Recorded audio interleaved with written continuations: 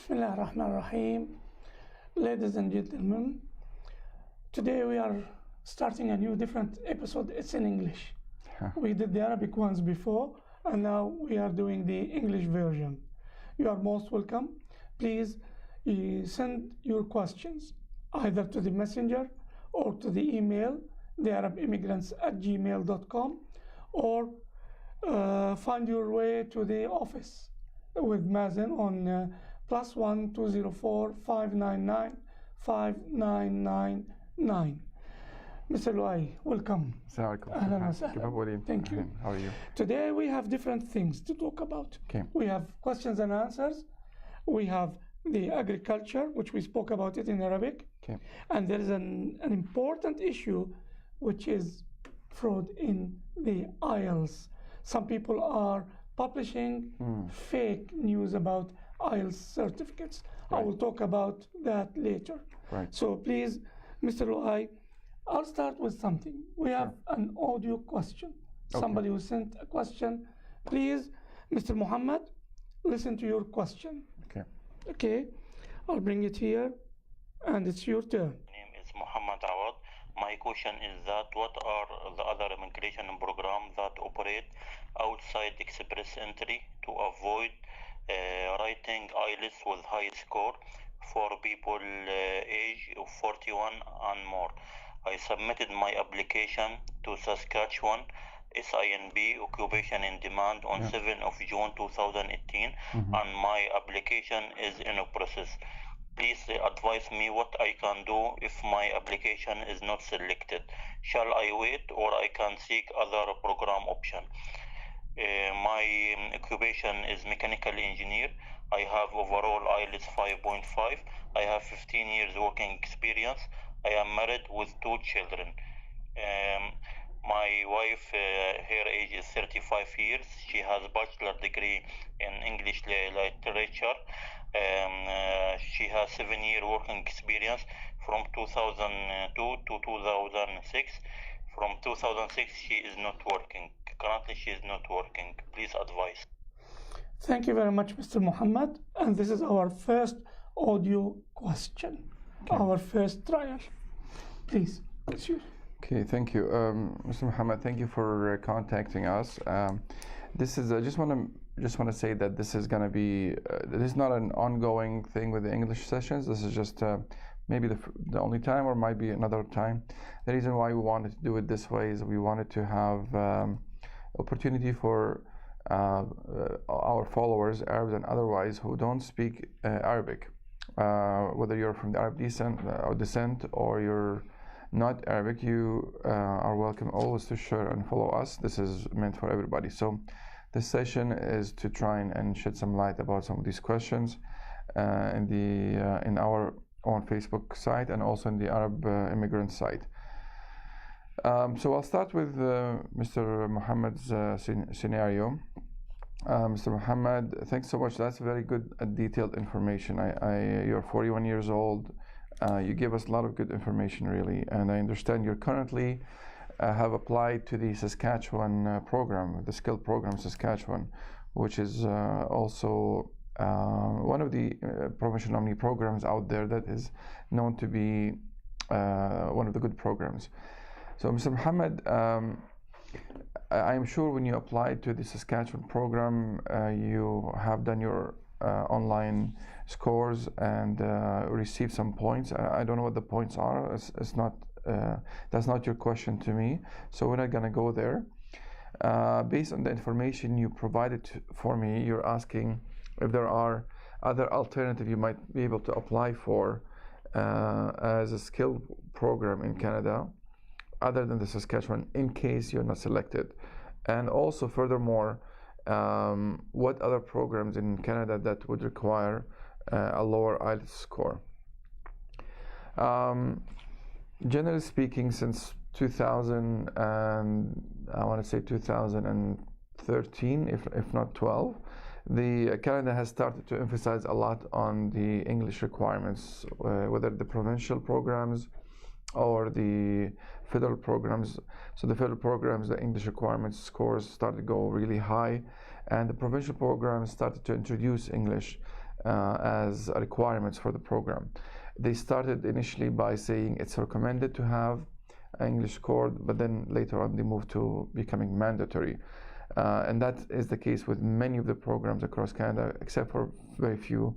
I think there's only like 4 or 5 programs that do not have English as mandatory when it comes to provincial nominee programs. So to answer your question, Mr. Mohammed, your IELTS score, as you've told us, is 5.5. Your wife, you're 41 years old, your wife is 35. The children are, I assume, underage, which is not a problem. You have a bachelor degree in mechanical engineering, and your wife also has a bachelor degree as well. She has worked for 7 years, and the last year she worked was 2006. So based on that information, your wife wouldn't be eligible to apply as a skilled, if this information I have is correct. And again, this is not a legal advice, this is just a general discussion I'm having with you because I don't know your case. But based on what I'm seeing here, if your wife last year of work was 2006, so in the last 10 years she has not worked in her field or other fields, that would make you a better candidate, even though that you are older than her. Generally speaking, you will be losing points in the express entry because you're 41, but in the provincial programs that you have applied for and other ones in Canada, you are okay still for 41. So now let's talk. I mean, you're not in. We have the prime or the peak, and then we go lower, but you're still eligible to apply. So let's talk about what programs you might be eligible for right now. If you are looking at applying only for skill programs, then I would encourage you to apply for one of the other provincial nominee programs, not the express entry, because of your age, and also the English score is quite low compared to the express entry. I would strongly suggest that you should look into programs similar to Saskatchewan, the Manitoba, the New Brunswick, the Quebec, and look into it and see if you can actually apply for it. I can help you by doing an assessment later on, or you can have any licensed immigration consultant or immigration lawyer to do that for you. But you need to keep in mind that every program is a bit different. The differences between the program are in relation to 3 major factors. The age, some of them do have age limitations, under 42 years old. The language also differs from one program to the other, and the area of experience that you have. The one thing I want you to look into as well, I didn't hear this information from you, is whether or not you have a close friend in one of these provinces or a relative. You've applied to Saskatchewan, but the program that you've applied under in Saskatchewan, you can still apply even if you don't have the close relative there. So I'm assuming you do not have any close relatives in Canada, but if in case you do, I want you to let us know, and that would open more points and more area for you. Now, if you are not interested in applying only for the skill program, if you are open to apply for other programs, which I would encourage you to look into, you should look into, for your wife, look into maybe applying for a master's degree for her, since she's still a 35-year-old person. If she's able to do the study, that would be an advantageous position she's in. You can do the same yourself as well. I'm just trying to give you guys the best possible scenario for acceptance. There are other programs that you can still apply for. It has to do with study for a more of a technical part. So I'm not sure, as a mechanical engineer, did you work in the same field, or have you done more in the management or consultancy? That will play a factor in what kind of upgrade you can do for your degree. It could be in management or project management and so on. I'm not exactly sure. So the advice that I can, again, not legal advice, but the general advice I can give you and others who are listening, is because of your age and your language being 5.5, I would encourage you to look at other provincial nominee programs, in particular Manitoba, New Brunswick, and Quebec. Okay. Now we have another question about the skilled worker. Okay. Express entry? Not express entry, the skills. Like if you remember Rami, who was doing the air conditioning. Yes. I've got a question today similar to that. Okay. What can you advise in that way? People who will go to the college to do a certificate and then come and apply. Well, as long as we probably about maybe 9 or 10 episodes ago, we talked about colleges and that you should be careful about which college you're applying for. So the college that you need to apply for has to be one that is recognized by the government of Canada, that can allow you to proceed into an immigration program after that. Do you know what kind of certificate they have? Air conditioning. Same as? It's a diploma. Okay. Like vocational training or something like this, which should be 2 years. Yeah. And he's working in refrigeration, maintenance, these things. Yeah, so everybody, the requirements is only a year. So if you can finish a certificate or a diploma in a year, there are some programs that allow you to finish a year program, then work based on that. So let's go on something less than air conditioning. Let's look at cooking, for example, being a chef or catering or functions and so on. That is eligible for you to finish the program and then reapply once you have a job and worked for some time. Reapply for immigration or apply for immigration after that. So yes, the only trick you need to be careful with is whether or not this college is it a private that's not recognized by Canada, by the government, or is it an institution that actually is able to provide you with to further your career later on to apply for immigration. You can find that information from the Canada website. All right. We have a pharmacist, Hussein. Hello. I will jump on the greetings. Thank you very much for all those nice words, and I will come to the subject. I do have a question. If you could provide me with an answer. Okay. I'm a pharmacist, and I want to get points of my education as pharmacist. For PIBIC. PIBIC is the regulating body for the pharmacists. I understand. And I want to get points for my education as pharmacist from PIBIC, which would be equal to a master's degree. But my major work experience is in another job with a different knock. Okay. Like most of the pharmacists who do sales. Yes. Other than pharmacists, is it possible to apply with another occupation and receive points for pharmacy education at the same time? So he's a pharmacist. Yeah. And he want to go for PIBIC for licensing. Sure. And want to get the master's as points. Right. But he is not working as a pharmacist, and he wants to get the knock for that and see if he can apply or not. Yeah, okay, so two separate things, my friend. One is your degree and one is your work, which will lead you to the knock list. The degree part, you're probably talking about WES for the certificate for the credentials and see if actually you would receive masters or not.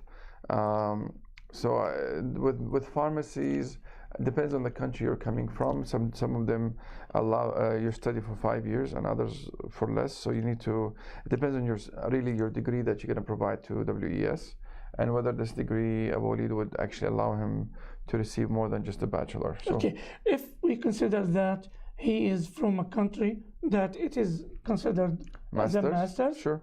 What is the situation? So you'll get the I think it's 23 points if I'm not mistaken in the express entry points for masters instead of the 21 which is the bachelor.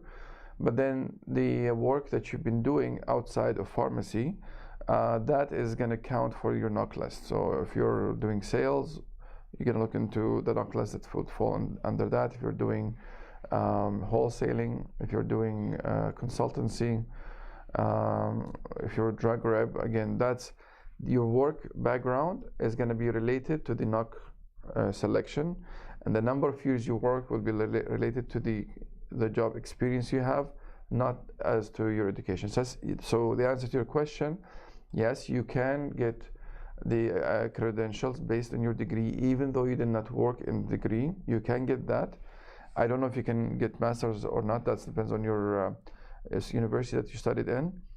And also you can apply under the NOC list where you worked. You cannot apply under the NOC list as a pharmacist because you did not work as a pharmacist. Okay. We have another question in English. Sure. Can you read it, please? Oh, sure. Can someone who has had PR after being designated by Manitoba Promotion Program move from one province to another without any trouble with the province? Can the province withdraw his designation? Here we have another question. It came now. Okay. There are two things here. If somebody has got nomination right, to and a province, has a PNP, yeah. Yes, and when he moves to another one. Right. This is one point. And there is another question. It came in English yesterday. Yeah. It's for those people who came like refugees. Somebody who came to Montreal. Yes. And he has a brother here in Winnipeg. Sure. And he says he's just arrived. He doesn't want to go there. He doesn't want to stay there, and he wants to come here. He's a refugee. Okay. Now, so we have one which is federal, one MPNP, provincial, and one is the refugee status. Okay. Can you please answer Okay, that's two questions. And okay. So the answer for the first question about whether it's Manitoba, Saskatchewan, Quebec, it doesn't matter which province you apply for under provincial nominee program, you're nominated, and then based on this question you landed, so you received permanent residency. You have a permanent residency status. I'm going to answer the question from the immigration standpoint, not from the program requirement. So some programs, the old programs, you would have paid deposit, for example, if it's a business program. And if you would to move without satisfying these conditions, you would lose money. There's other requirements in other provinces. But from the permanent residency status point of view, if you came to Canada under a certain program and you received a permanent residency, you have moved now into a federal stage. So you are a permanent resident. You're not under the nomination anymore. So although it is, I would strongly recommend that you stick with the program that you applied for, and you stick in the province you have applied for and stay with them, because that's the code of conduct and the agreement that you would sign with them. It's only right. But if your circumstances changes, if you're somehow you can't find jobs in this province, if you your children, all of them, find university education in another place and not in this one, and so on, get accepted into medicine or something like that, for example, and you want to move, there are no penalties on you from the federal government. So your permanent residency and your citizenship will not be affected if you, after receiving the permanent residency, moving to another place. Again, everything I'm telling you guys is just general information. It's not based on this person's case, because there might be things they're doing I'm not exactly sure, but I will tell you the general rule is that if you have a permanent residency in Canada under any nomination program, you are free to relocate to another place. If your circumstances changes, it is recommended that you would inform the province that you have applied under. It is only ethical and professional to do so with the circumstance that happened to you, and there are no penalties for you to relocate. Your applying for your citizenship later on will not be affected. Let's move to the other question, which is the refugees. Okay. So if you come in as a refugee, in this case in Quebec, and you decide to relocate to another province, so your point of entry is one place, one province, and then you want to go somewhere else to have your refugee claim heard or attended to, you are allowed to relocate. You don't have to stay in the same city or province that you have entered into. And this happens all the time. Okay, this is for the refugee who come and say, I want to be a refugee. Right. Now, those who come through a sponsored program and refugees, I mean, when they come, right, and they were chosen in their camps or where they are in other countries. Okay, like through a church or yes, organization. Like okay. We will come to that. I mean, the 5 or 2 people. All right. We will answer this question after this. Okay. Because it's related to it. But he says that I have relatives in Manitoba, my cousins, whatever. Sure. And I don't want to stay in Montreal or even in Toronto. He's just come at the airport. They received him, welcomed him. Come on, we will take you to the shelter or to the home or whatever it is. No. I have relatives in Manitoba and I want to go to Manitoba. Okay. Now, what is the situation? I spoke to somebody who runs one of those programs. All right. And he told me, usually the government allocate a number to each province. That is correct. And with this number, the services, medical, health, everything is taken into consideration. Now, sorry, when everyone starts saying that, I don't want to be here, I want to be here, it has to be organized. Mm-hmm. You have to inform your sponsors that I want to move from here to here. So when they agree, they will cut the number from this province, as he told me, and allocate another sponsor at the other province.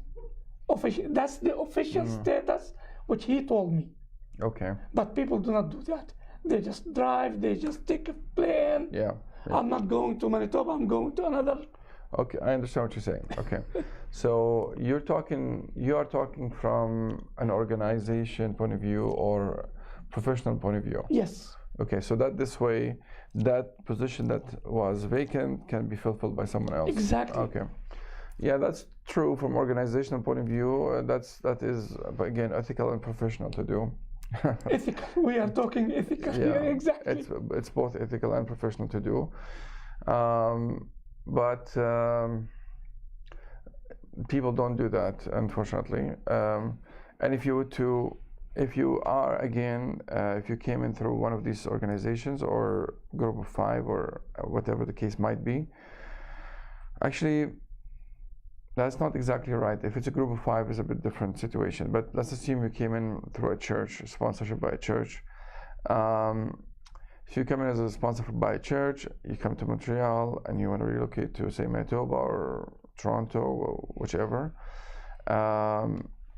After receiving your permanent residency status, again, no one can make you stay in the same place. This is due to our Constitution. In particular, our Charter of Human Rights. The Charter of Human Rights in Canada limits some of the powers that the government can insert on people and give some power to the people for freedom and and so on and so on. So even though you've agreed to do something, when you become permanent resident, you're basically a citizen except for certain few things you still have to meet. So it's hard to put some restrictions on you to stay in one place that you cannot afford to stay in, or you're unable to for whatever the reasons. But I want to encourage my fellow immigrants, because I'm an immigrant. I came in 1989. I want to encourage you to show the same courtesy and professionalism and a good attitude as the government has shown you, as Canada has shown us, all of us. So I have to pay taxes. We have to abide by the rules. If the circumstances changes, like what Abu Walid said, just inform them. Just say to them, look, I'd love to stay here. I cannot. My brother is in Montreal or in Manitoba. I thought I could be on my own. I'm going crazy. I can't speak English. Whatever the circumstances that seems to have caused you to change your mind, please inform them. And as courtesy, let them know. Yes, they cannot hold you back, but honestly, it's you will not burn the bridge for someone coming behind you. Okay, so, and this happens a lot, by the way. I can tell you from my own experience, like when I came in 1989 to Canada, things were way much more easier than they are today for immigrants and education and so on. And every year they're becoming harder, every 2 years becoming harder. And it's not because the government likes to make things difficult for us, or the universities like to make things difficult for us. It's because some people, they break the law, or they try to go around the law, and the more they do this, the more they change it to become more difficult. When I was accepted in Concordia University in 1989, they asked for a copy of my high school certificate from Kuwait, a copy. A few years later, because people start to fake their copies and so on, they start asking for originals. They fake the originals, so they start asking for the school itself to send it directly to the university in a sealed envelope. Somehow they made people in the school send fake documents, I don't know how. So now they start asking them to send it from the ministry. So who's making it difficult on us? It's us. We're the one who are causing these issues, right? So, and I'm not saying us as an immigrants or us as Arab immigrants or wise.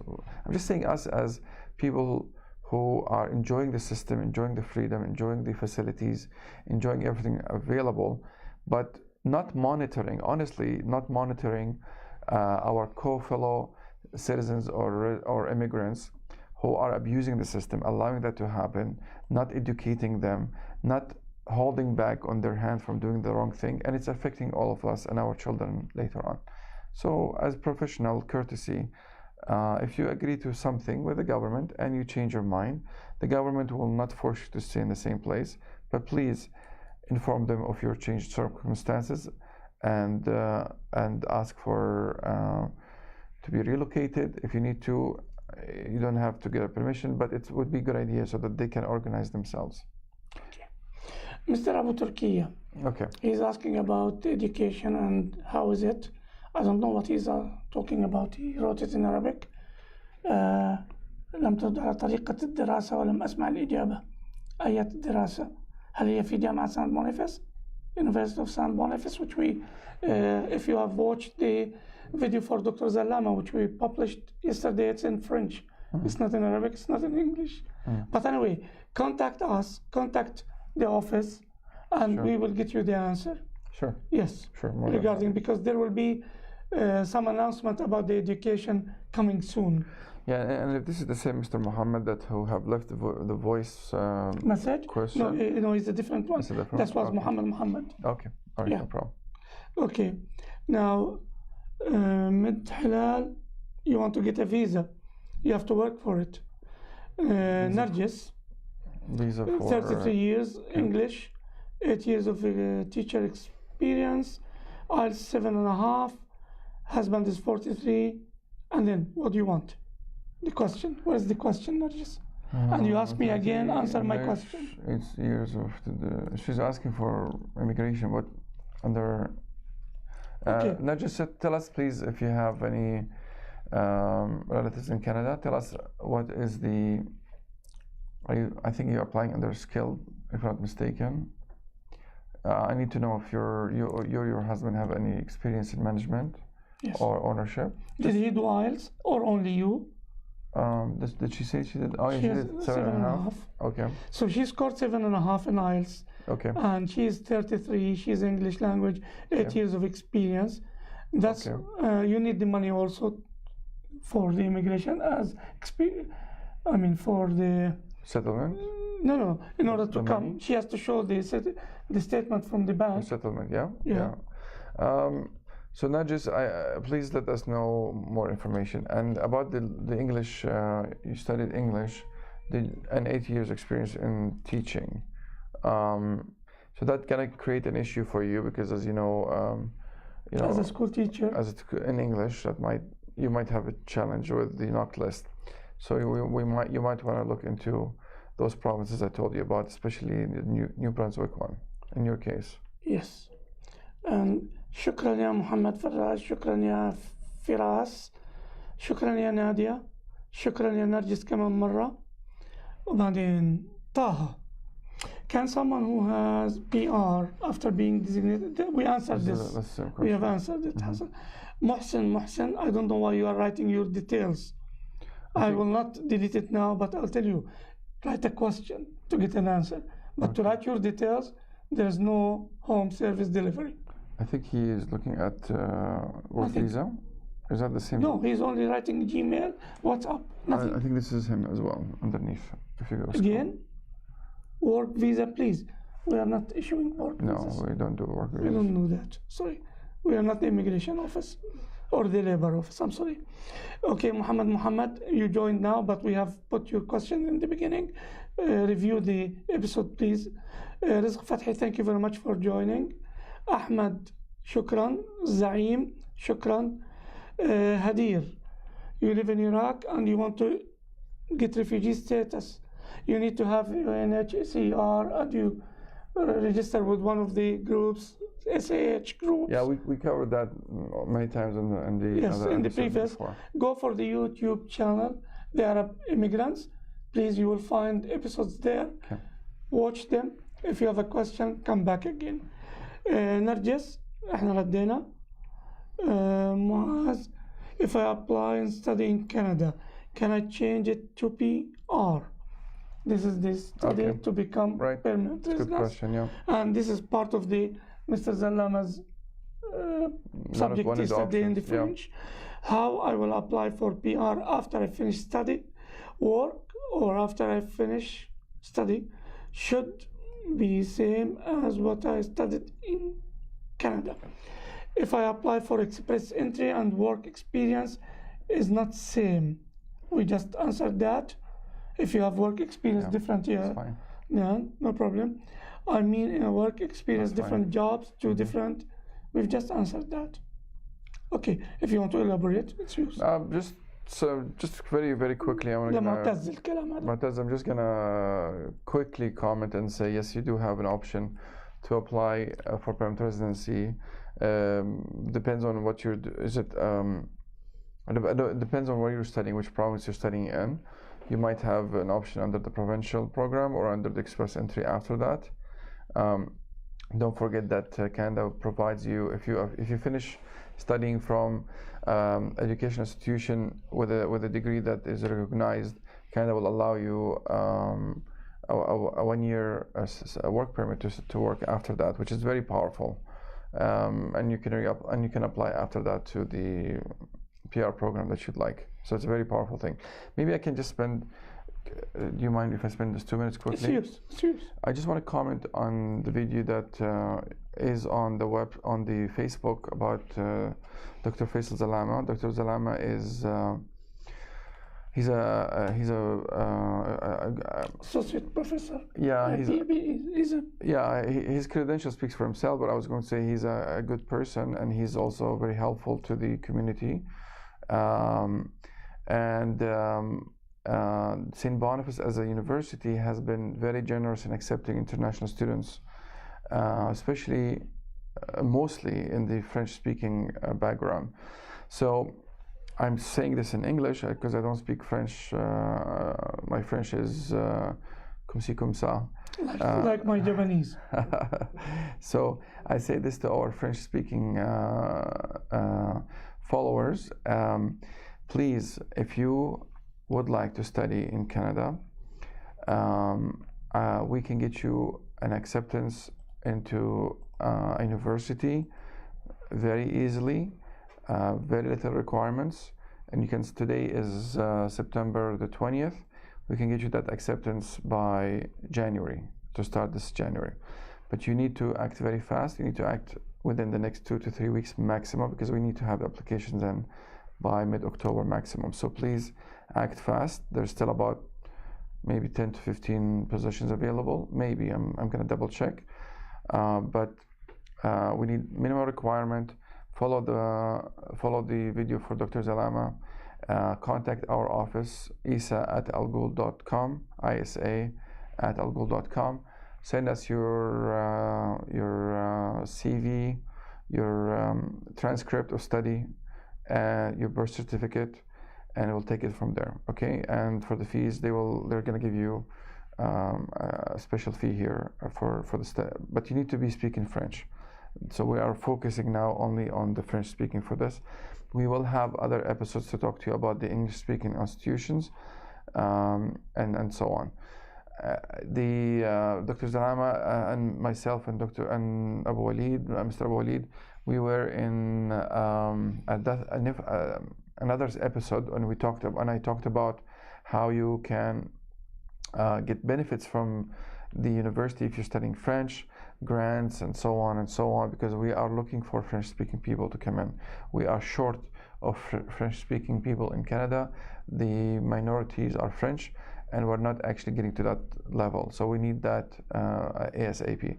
Whether you're an Arab French-speaking or non-Arab French-speaking, apply. There's good positions for you. So that's the two things I want.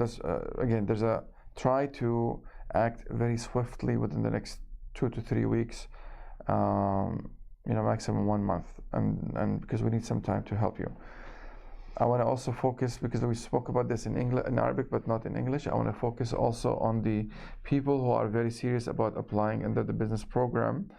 The program right now is open to accept applicants under the Manitoba program I'm talking about for the business sector. There is no pool, there is no EUI to apply for from now till the end of the year. I've made the same reference in, I don't know, again, maybe 6 or 7 episodes ago. In Arabic, I emphasized on how important to act fast. I emphasize again on that. You really need to act fast, and you need to do it correctly, because the time is very short. It's until the end of this year. If you do it wrong, then you lose the opportunity. So act fast for anybody who meets the minimum requirements for the business program. Go on our website. You'll see I have an episode in English in our Facebook about the new program for Manitoba and the requirements and so on. I'm going to summarize it for you in 5 points. Minimum requirements: minimum of $500,000 Canadians as a net worth minimum. That means assets and minus liabilities, net worth of 500 or more minimum. Level of English: you need to have a minimal level of English. I need you to have, give me, if you can get me 6.5, that would be perfect.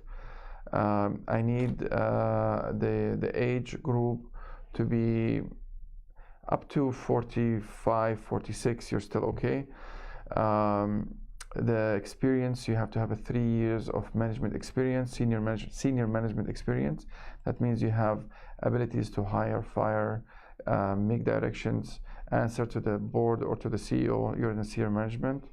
And the last thing, or if you're not senior management, then ownership of a business of no less than 1/3 for 3 years or more.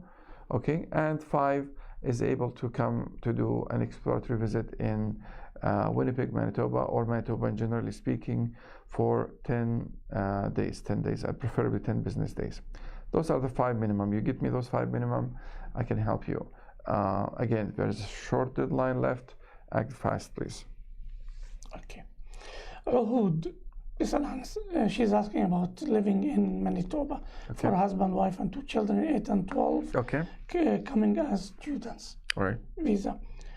It depends, Uhud. Since you have only 2 below 12, you can get a condominium flat, what we call it. Oh, the living expenses. Okay, she's looking at living expenses. And she's asking about the casual work for one of them or both. I don't know if you have a work permit.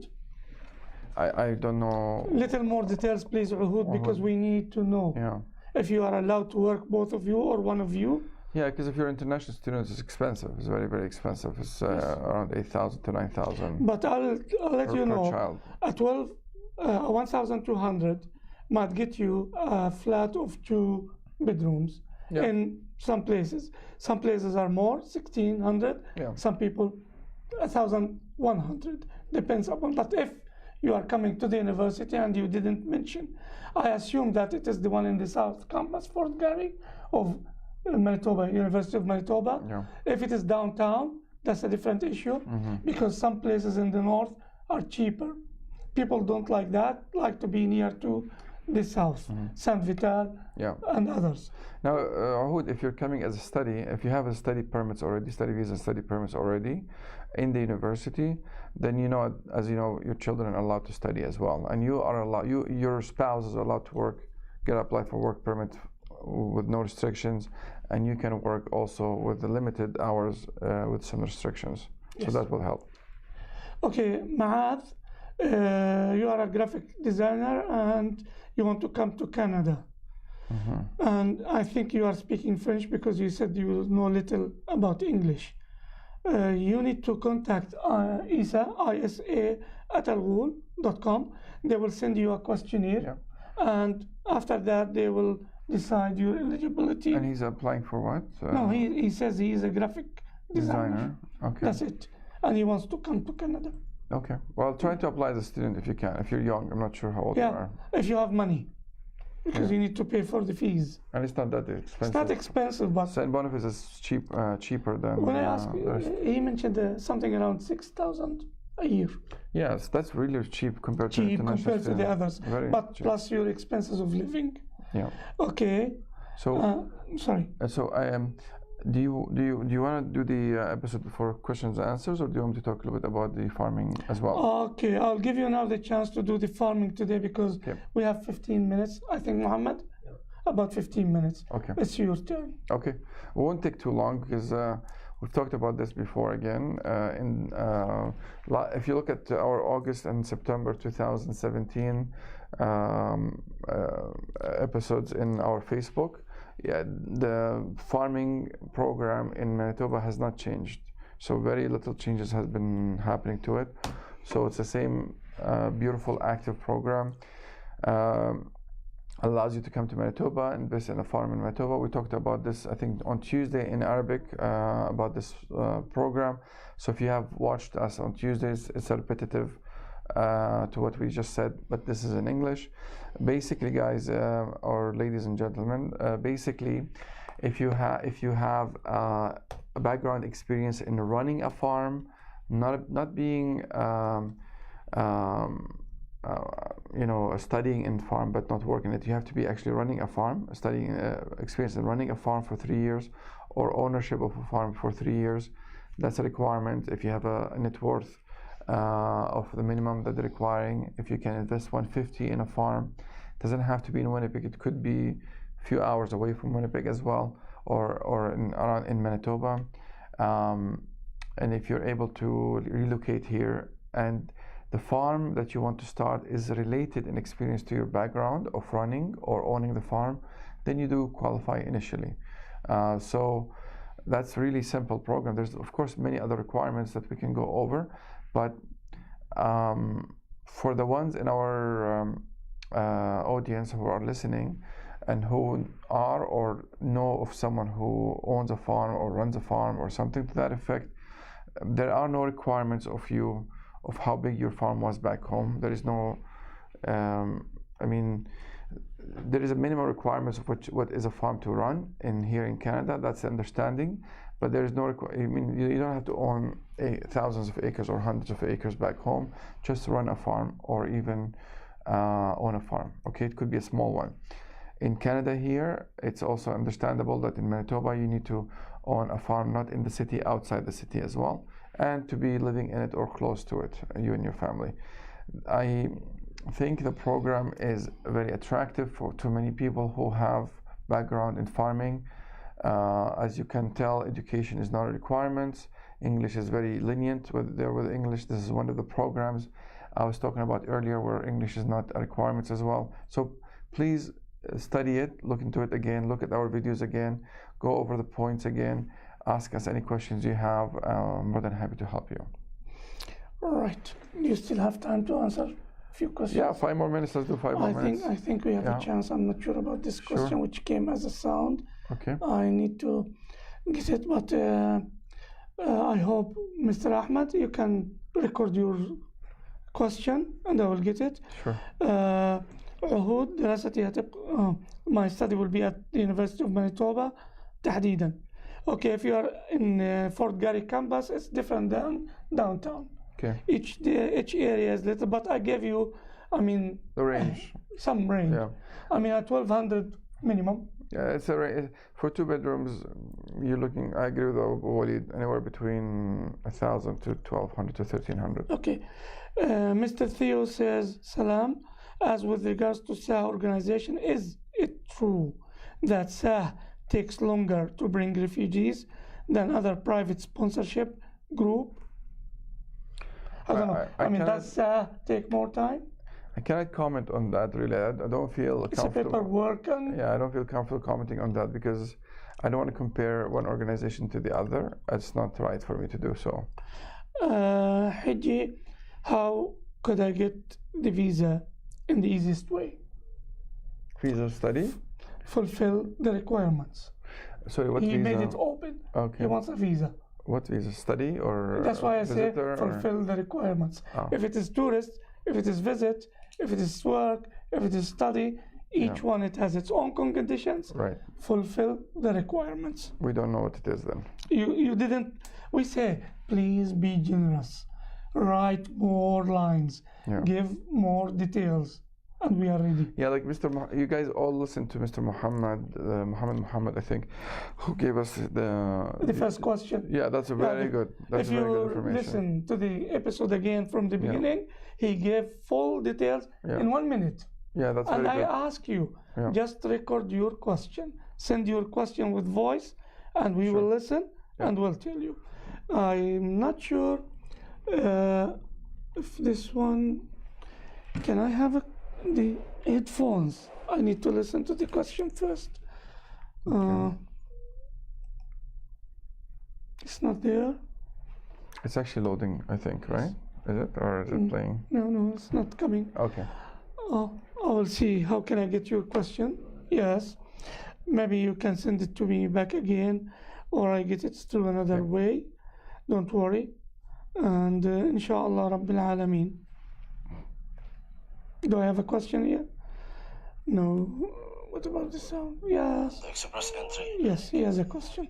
Okay. Because I want people to learn why I'm putting this. I want people to learn in sending their questions by audio. That will help us a lot, and you will feel happy to hear your question. But just make sure you don't put your first and last name, please. Just make it more confidential for you. Yes. Just put the question and we are ready to play it. Okay. So I'll put the audio here for you, Mr. Ahmad, and it's here. I just need to check what is the difference between the prevention nominee program and the express entry, and in case of having a nephew relative, which one is recommended? The volume. Thank you. It's on the maximum. Oh, yeah. Sorry, may I? Maybe, yeah, if there's a... There you go. The media. Go ahead. Okay, we hope. Okay, we are back again. And Mr. Ahmad again. Let us see. I just need to check what is the difference between the prevention nominee program and the express entry, and in case of having a nephew relative, which one is recommended? Thank you. Okay, so we have a question now. Okay, so it's a really huge question. I'm going to summarize it by saying that there are two completely different programs. One of them, the prevention nominee program, depends on which province you apply for and which program in the province. Most of the programs are required to have a relative, close relative, or a very close friend. The advantages of the prevention nominee program: you get more points for having the relative there and having the closer friend. Some of them do not allow you to apply unless you have a close relative and close friend. The English requirements in the prevention nominee programs are less than the express entry programs. The age limit is also more flexible in the prevention nominee program than the express entry program. So express entry, they're a bit harsh on being at a certain age. The prevention nominee program will give you more room. So these would be the major ones, I would say. اوكي. في عنا حليم باعت مجمل رسالة. هذه هتحتاج انه انتم تشوفوها وتفصلوها وتردوا عليه. مش هيكون مكانها في المكان اللي احنا فيه الان. Okay. All right. So this is he sent. من الجزائر. أنا حليم من الجزائر، متزوج وعنده 5 أطفال، عنده 42 سنة، بنا محترم. We flip to Arabic. He wrote it in Arabic. What can I say? Okay, Mr. Halim. I love Arabic. We love Arabic. Mr. Halim from Algeria. He's married with 5 children, 42 years, and he is a Mason, and he wants to immigrate. Is it part of those professions like Morden can take? I tried, wallah. I spoke to the people in Morden, and I'm waiting for an interview so we can tell you about Morden program, because they get builders, welders, more technicians. Professional, more technicians and laborers, right? Thank you, Halim. There was a question here about somebody who wants to do NBA, how he can get the visa. Can you help students in applying for visas? Yes, of course. Because some people, this is a question, a real question. Some students fulfill the requirements and they get the list refused. Right, of course. What can you do in this case? Applying for a study visa and a study permit is not it's not easy as it might sound. And yes, sometimes you will get the acceptance from the university or from the high school or from even the school, but then you apply for the study visa and you get refused by Immigration Canada, and you'll be surprised, like, how can the school accept me but the government refuses me? And it's because this is a completely different process. Getting an acceptance into university or college or school is completely different than convincing the country and the government that you are coming only for the intention of study and not for any other intention, that you're able to support yourself financially and otherwise, that you are able to cooperate and live within this period of time, whether it's a year or 5 years, depends on what you're applying. So that all it's a different animal that you are actually attacking. It's a completely different thing that you need to adhere to. So yes, you can get accepted into studying into a program and also refused by the government to come in. So we can help you to apply for study visa and study permit. We can help you from everything, but if you get the acceptance and you want just help with the last part, we can do that as well. Okay, I have 2 things to finish with them. One is a refugee who applied in Turkey. We spoke about it yesterday. And I hope we will tell him if he's watching, or his family here in Manitoba or in Canada, most likely in Manitoba. He and they applied, and he has a family. His family got accepted. He was interviewed, and after the interview, he was denied. Sure, he was over 18 when he applied. Yes, and not only that, he used an interpreter, and they wrote in the letter of refusal that we are sure that you have been understanding what is the interpreter was saying. And you was telling him what he was saying. So, guys, sometimes what you say in the interview is very, very important. It is not sometimes, all the time. You're and right. Sometimes when they ask you, have you been with the revolution? Did you carry weapon? Did you do some activities? These questions, your answers are important. What you tell will judge. Yeah, I mean, this is not unusual for a family to apply when they have children over 18 or over 20 in this case, and one of them being refused. And to be honest with you, it could have been worse if he was part of the family application and he would have refused, the whole family would have been refused. So the question now, does he have a course of action to appeal this decision? Can he appeal it? Can they reapply? Yes, the question is, yes, you have some courses of action you can actually do to try and fix the situation. But it's not unusual that this happens.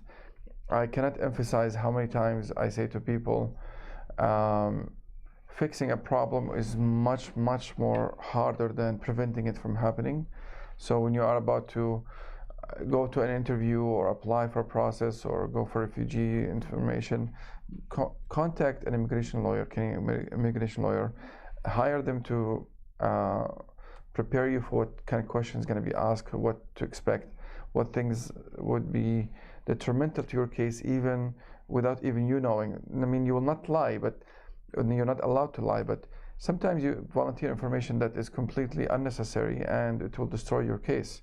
You know, sometimes the information is irrelevant, and sometimes it's even false. Sometimes some people would volunteer information that is inaccurate, not true, to try to make their case look sympathetic and looks poor and I need help right away. And it actually ends up destroying your case. So, you know, if you're about to go ahead for an interview or something, hire a professional who can help you. It makes a huge difference in your life. Yes, little money, but it changes your life. Now, 2 points. Theo was asking, because he's talking about investment, do you have an office in Dubai? Yes. Okay, you have an office and they can. My last thing is, there is a fake information about IELTS certificates in the market. Some people say, we will give you, if you call this number and pay this little amount of money, a certificate for IELTS with the score you want. They know your need for IELTS certificate. Don't go into that road. Yeah, it is. Fraud. Yeah, you can fake the paper, but the numbers that is correspondence to their database, you cannot fake that. I mean, I heard some stories about people going into writing an IELTS test and somehow they cheat in the test, or someone comes in their place. I don't think it's true, but if it is, that's fine. Maybe they get away with it. But to actually fake a certificate without you writing it, it's and remember, submitting fake document to Canada, even after years. 20 years after. If they catch it. After, done. Yeah, you're out. They will throw your citizenship from you. Citizenship. I think that concludes our episode today, the first in English, and I hope you have enjoyed it. If you have comments, if you have questions, please don't hesitate, just send it to us. Thank you very much. Thank you, Abu Omar. Thanks, Abu Ali. Thank you. Much appreciated. Thank you, everyone. Thank you. Shukran. Thank you.